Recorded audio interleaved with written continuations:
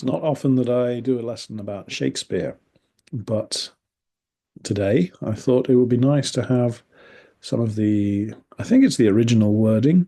I don't think it's been modernized. It's the, it was, anyway, from a speech from his play called Henry V. Now, Henry V was an English king who was famous for fighting the French and winning. And so he's an English hero, maybe a villain to the French, but we won't worry about them. So, so in this play, Henry V is giving a speech to English soldiers before they have to fight the French. So, of course, everybody's nervous and worried, and he must inspire the soldiers to fight the French. So it's often used as a sort of a speech as an example of encouraging people and a passionate speech. I'm going to read it, and then we'll talk a little bit about it. Okay. Let's see. Let me just get my thing. Okay, are you ready? Okay, so this is the king speaking, and he does it in like sort of couplets. There's like two lines, two lines, two lines, two lines. So it's 8 lines of text.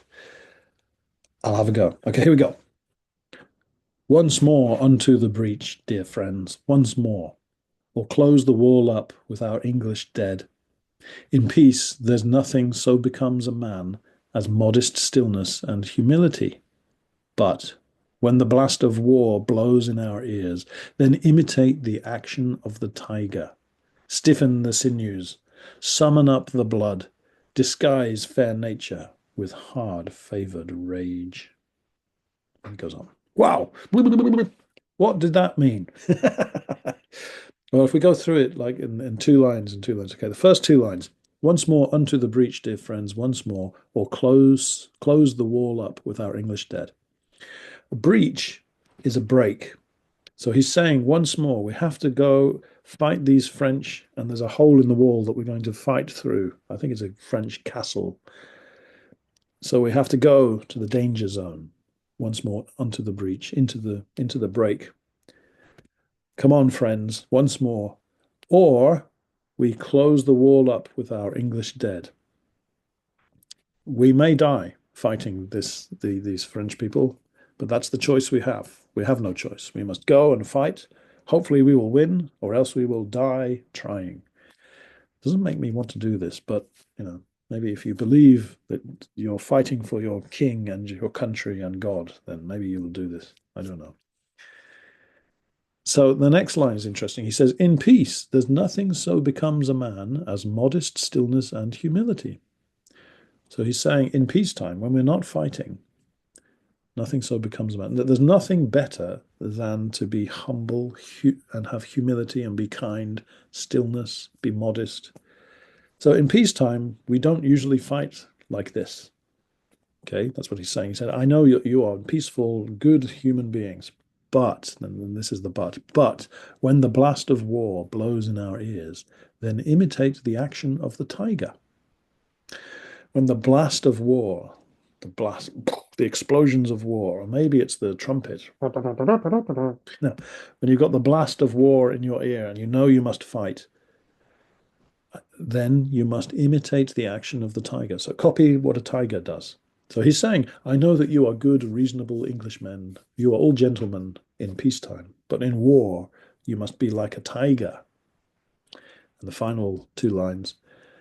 Stiffen the sinews, summon up the blood, disguise fair nature with hard favoured rage. Here he's saying, stiffen the sinews. Sinews are the bits that join your muscle to your bone. In other words, he's saying, like, get ready to fight, tense up. So stiffen the sinews, summon up the blood. Get get the blood flowing, get ready for action.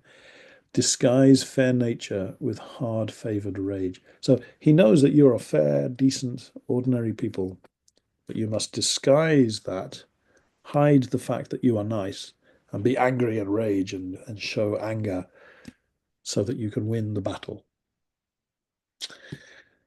Oh, it is complicated English, but that's the real thing that he said. Well, I say real thing. Shakespeare wrote this in, it says 1598. but the King Henry actually lived 200 years earlier.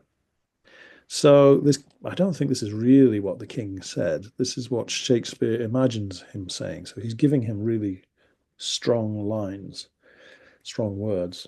But it's quite interesting because it's English people like this kind of thing, of course, but they like this thing because he's suggesting, oh, you are ordinary, nice, peaceful people, and we're fighting a war. So you just have to pretend to be like a tiger. I know you're not really tigers, you're gentlemen, but we need you to be something different just for this war. And then you can return to being kind and easygoing.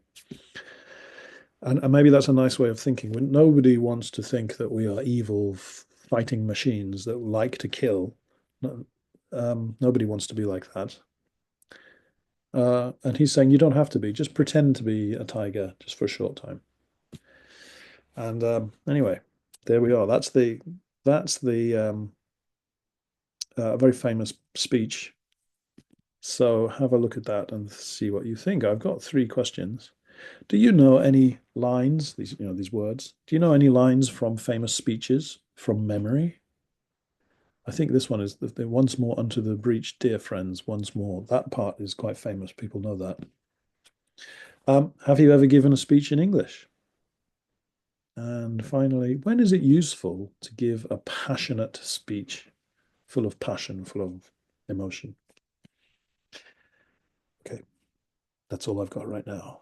Once more unto the breach, dear friends. Once more.